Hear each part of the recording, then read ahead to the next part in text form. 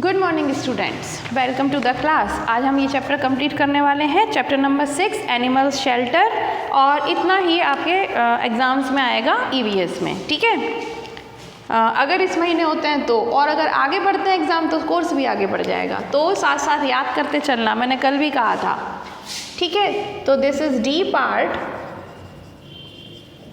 Answer the questions, QUSTIONS।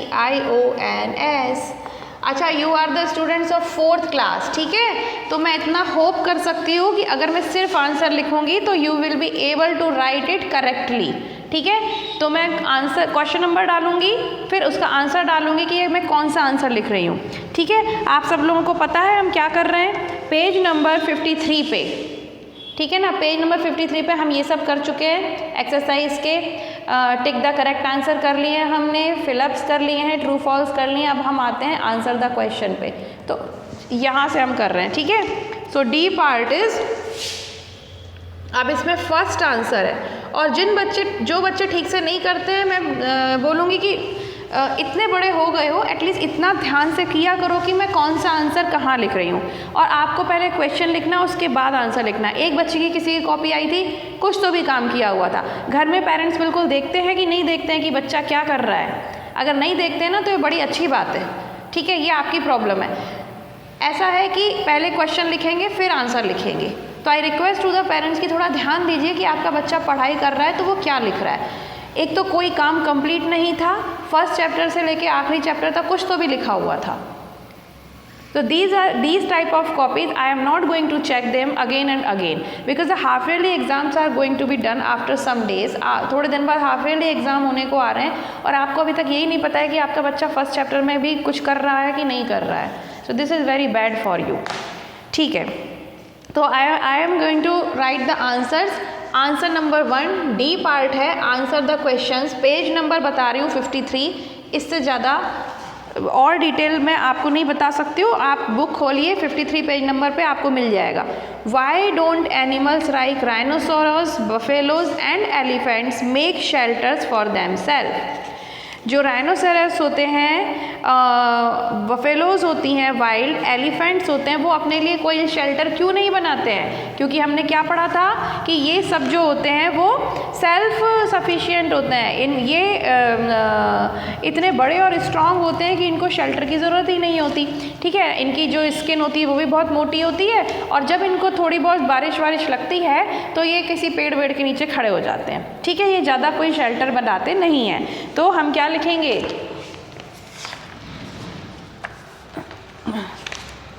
लिख ही देती हूँ क्वेश्चंस, नहीं तो फिर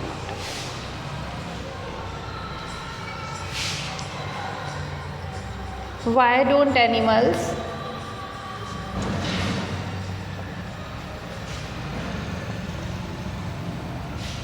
like rhinoceros, RHINOCEROS,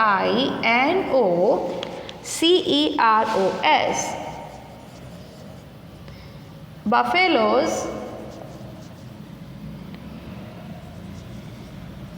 and elephants make shelters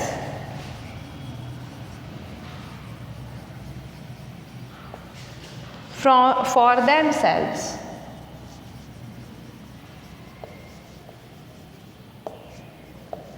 ठीक है ना। क्यों नहीं बनाते हैं? Because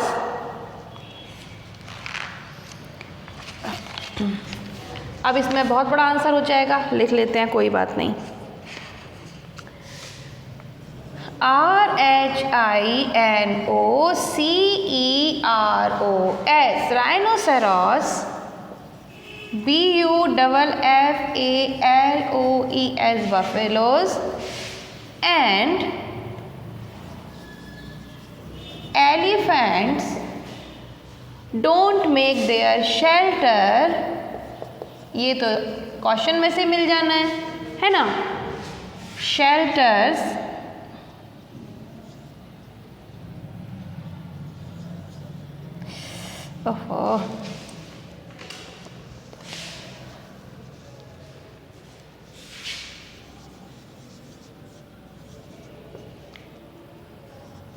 for themselves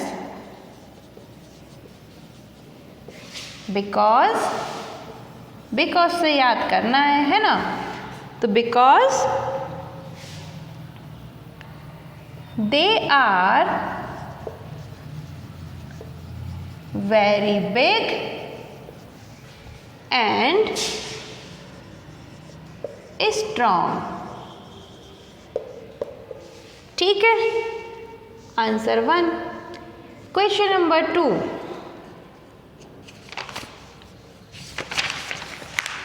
what is the difference between a simple Dan and a complex Dan. तो लिख लेते हैं, what is the difference between a simple and simple DAN।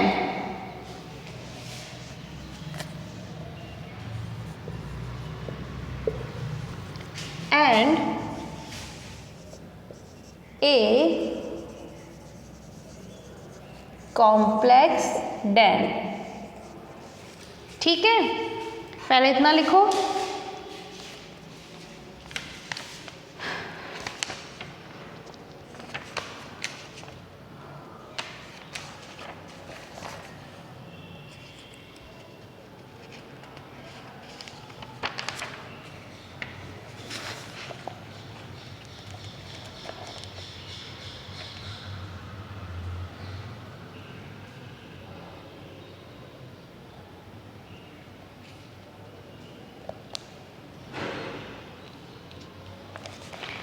अब answer number 2,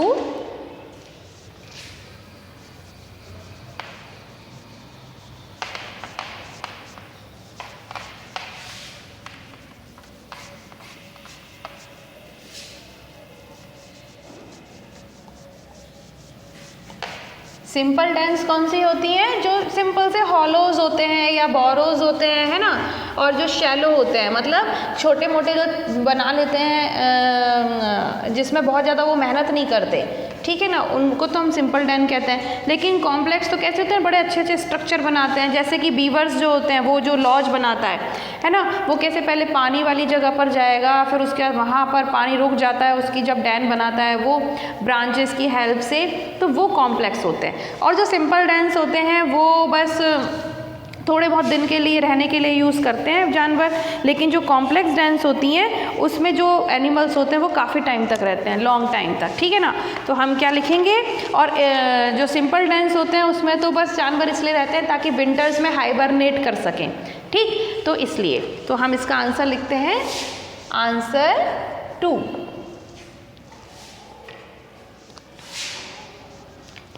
simple dens are used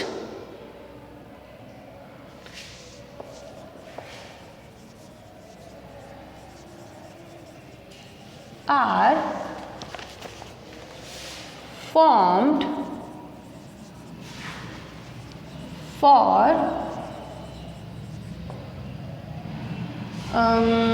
short time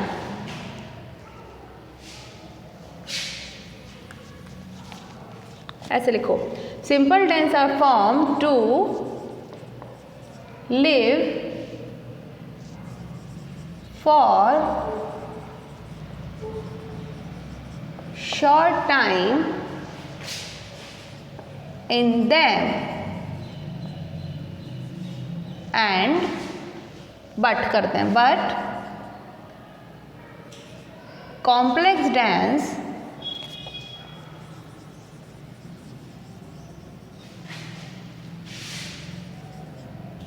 are formed to live for long time in them, ठीक है ना। तो simple dense क्या होती हैं, कम टाइम के लिए रहने के लिए बनाई जाती हैं, और कॉम्प्लेक्स डेंस जो होती हैं वो बहुत ज़्यादा टाइम के रहने के लिए बनाई जाती हैं, ठीक है। फिर हम लिखते हैं question number 3।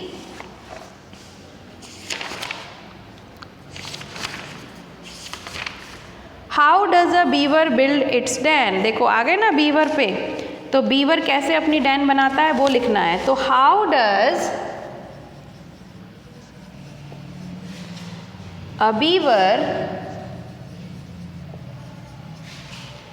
build its dam?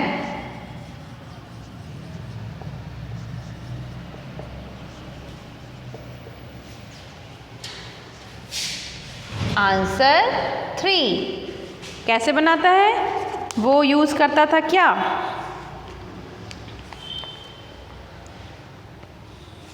लिखिए BEAVERS, beavers, gnaw, GNAW, gnaw down trees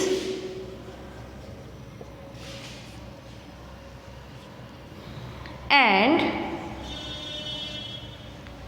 make its den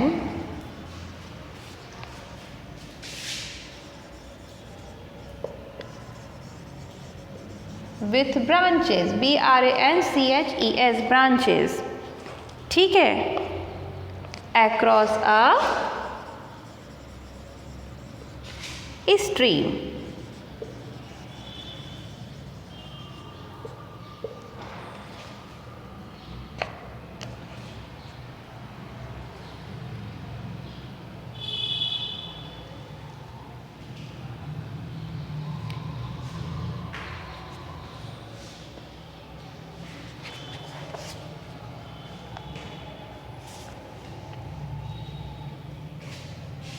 ऐसे कर लो, ब्रांचेस के साथ साथ वो और भी चीज़ें यूज़ करता है ना, वो भी लिखवा देती हूँ।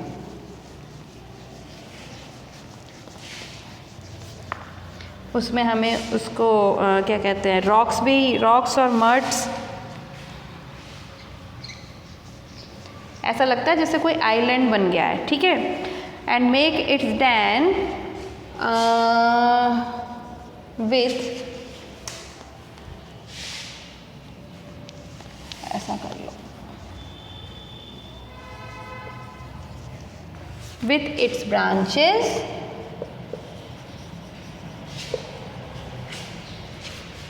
ठीक है, और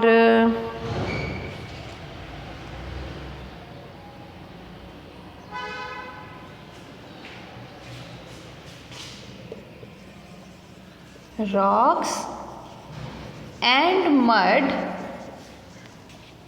beavers gnaw down trees and make their den with its branches, rocks and mud।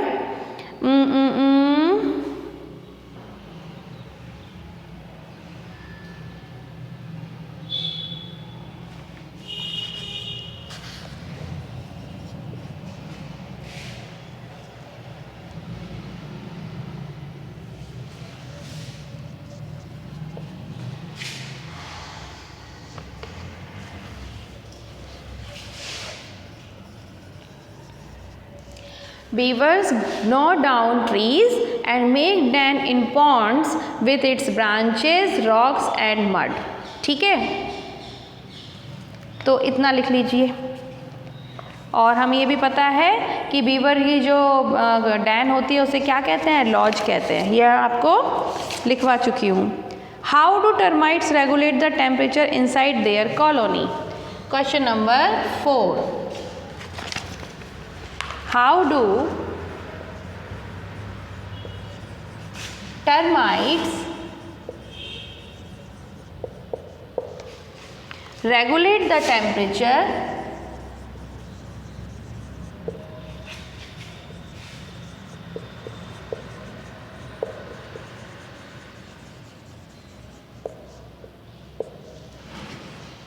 inside their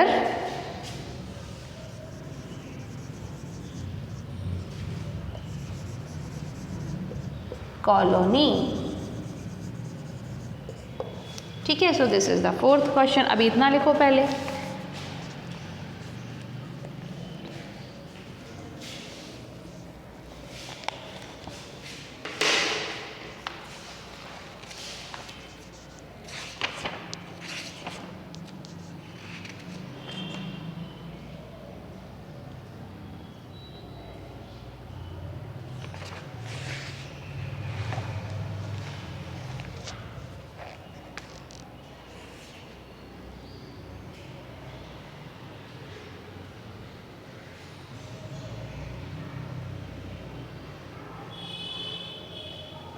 ठीक है, इसका आंसर लिख देती हूँ, आंसर नंबर 4। अभी आंसर चैप्टर सब थोड़े बड़े बड़े हो गए 4th क्लास के बच्चों के। इससे क्या पता चलता है? इससे पता चलता है कि आप लोग बड़े होते जा रहे हो, आप कोई छोटे बच्चे नहीं बचे हो। अब बस 5th क्लास के बाद आप मिडिल सेक्शन में आ जाओगे, है ना, आपका प्राइमरी सेक्शन ख़त्म हो जाएगा, तो बस 1 साल और छोटे माने जाओगे, फिर तो बड़े बच्चे बन जाओगे। Answer number 4। टर्माइट्स कैसे अपने जो माउंट्स बनाते हैं उनके अंदर टेम्परेचर को मेंटेन करते थे? सबसे पहले जो वो बहुत थिन लेयर की वॉल बनाते थे, उनकी जो दीवारें होती हैं वो बहुत मिट्टी से बनती हैं, बहुत पतली पतली होती हैं। उससे क्या होता था कि thin mud walls trap moisture, जिससे कि वो मॉइस्चर एब्जॉर्ब करती थी। इसके अलावा एक मेज़ ऑफ टनल्स जो होती है, टनल जैसी बनाते थे, और मेज़ मतलब भूल भुलैया, खूब सारी अलग अलग टनल बनाते हैं, तो और उसमें से फ्रेश एयर आती है। तो इस तरीके से मॉइस्चर भी होता है और फ्रेश एयर भी आती है। तो इस तरह से जो टेम्परेचर होता है वो कंट्रोल होता है, मेंटेन होता है, और उधर ठंडक बनी रहती है। ठीक है, तो लिखेंगे हम इसमें termites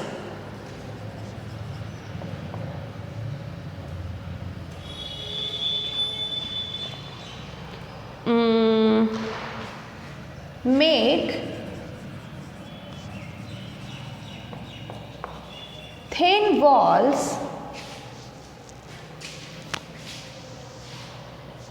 in their mounds which trap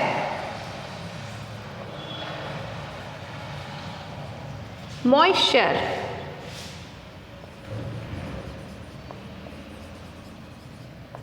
from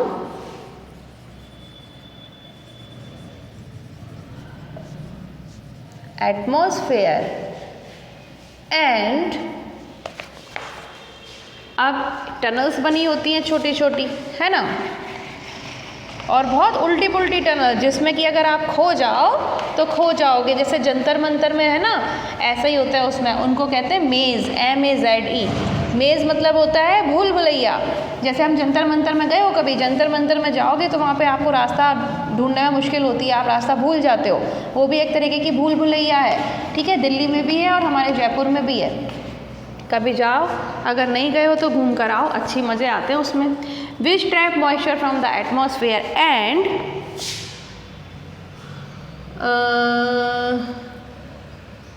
मेज ऑफ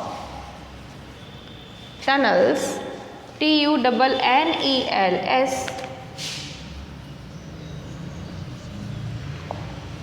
tunnels which suck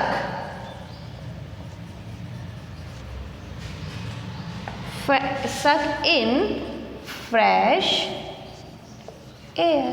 बस, तो termites make thin walls in their mounds which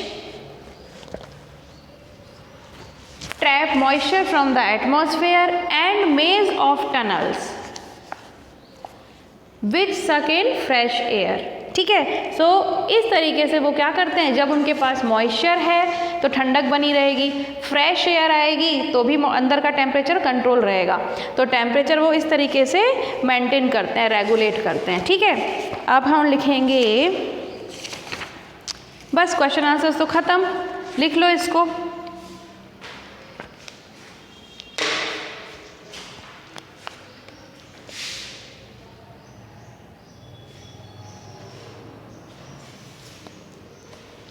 अब इसमें देखो HOT जो दिया है वो नहीं करना, क्योंकि इसमें कुछ अपने करने के हिसाब का नहीं है। ठीक है, बस ख़त्म। तो ये चैप्टर में हम HOT नहीं करेंगे, इस चैप्टर को यही ख़त्म करेंगे। So this chapter is complete. और अब आपका जो अभी अगर इस मंथ में एग्ज़ाम होते हैं तो इतना ही आएगा, अगर एग्ज़ाम आगे बढ़ेंगे तो कोर्स भी आगे बढ़ा दूँगी। ठीक है, तो चलिए पढ़ाई करिए और मंडे तक कॉपीज़ कंप्लीट करिए। EVS की बुक और कॉपीज़ मुझे चेक करने के लिए दे सकते हो मंडे को। ठीक है, तो अपना ख्याल रखो, पढ़ाई करो अच्छे से। We will meet tomorrow, bye bye.